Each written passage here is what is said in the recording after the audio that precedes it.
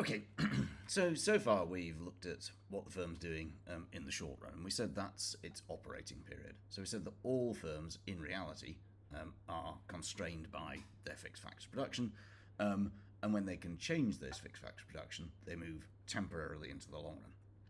So, what's the problem that the firm faces? What we've said, is that if that's the firm's output, and again that's money, what we've said is that in the short run we face diminishing returns. So if we take the average cost curve, I'm not going to call this SRAC, and SR just stands for the short run. So what we're saying is that this is an average cost curve for a firm of a particular size. So it's a firm with, say, kind of 10 machines, or it's a firm with 2 buildings, or something like that. So that average cost curve is linked to a particular capacity. That's what we're talking about. And as the firm starts to push its capacity, in other words, to start with, we're fine. We're expanding. Costs are staying low. As we increase our output, from Q1 to Q2 to Q3, it's all fine. Q4, things are starting to get a bit sticky. Q5, it's like, Q6 is like, oh my god, we've essentially reached, because what's happening is costs are now, the cost per unit is getting higher and higher and higher, because of diminishing returns. So as output increases, the cost per unit is getting higher and higher. So what's the firm going to do at this stage? What it's going to do is it's going to look to expand. It's going to look to increase its scale somehow. It needs to, because the reason its costs are so high is it's suffering from diminishing returns to the to its variable factor. The reason it has diminishing returns is that the fixed factor of production is getting overused. So the answer to that is, in the long run, what we do is we acquire more of the fixed factors of production. And that's what we mean by the long run.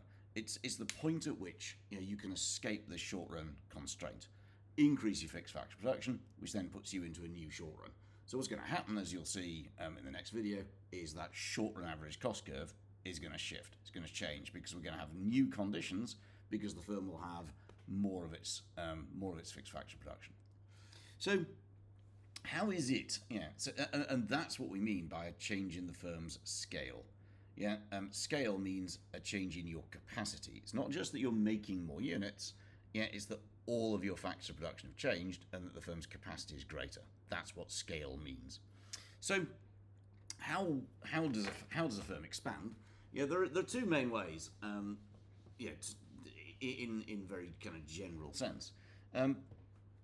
One of them, is what's called organic, or internal growth, and these are unhelpful terms. You'll see why in a minute.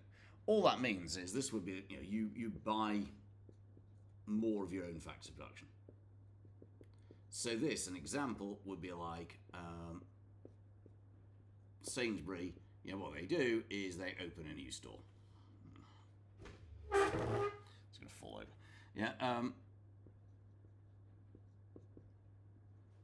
So they have simply invested in their own capacity. So that's one. The other way, is external growth. And that mergers and acquisitions. And this is a very unhelpful phrase. This phrase, external. Because what you're going to find is that both of these types of growth mean the firm itself, its capacity is getting bigger.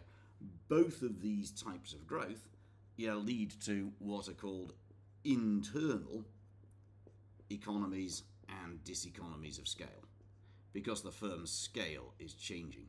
And the reason that's unhelpful is that there is a different type of economies called external that is nothing to do with this.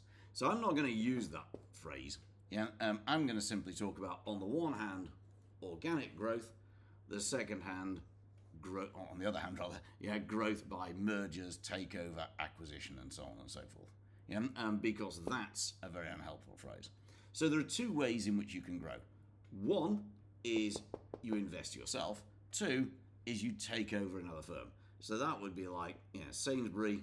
What they decide to do is they decide to buy Asda.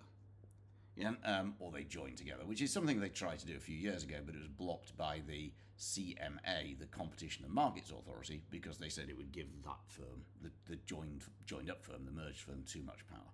So, in the long run, if demand is growing for you as a business, you're going to need to expand because you're going to reach the limit of your current fixed factor of production. Yeah, you need to change your scale. To do that, you're going to have to acquire somehow more factor production. One way is you can just grow your existing business gradually, or you could simply take over another firm. Both of these things will give you more factor production.